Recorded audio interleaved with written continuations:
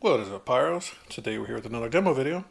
Today we have a compound cake from Dominator Pro line. It is called Bringing the Heat. It is a 115 shot compound cake. Comes in 3 pieces, an A, B, and C. The A is here on top.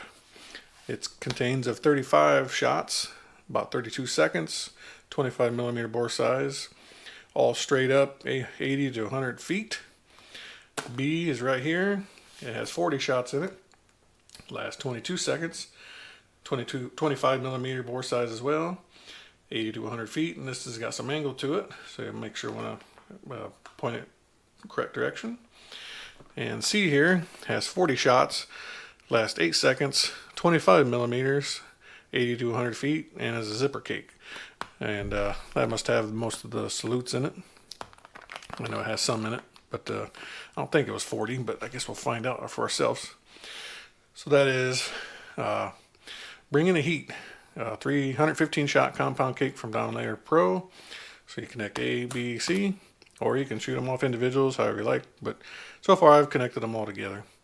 Product number is PFX5922, and of course they got A, B, C afterwards. But yeah, PFX5922. Let's take it out, see how she looks.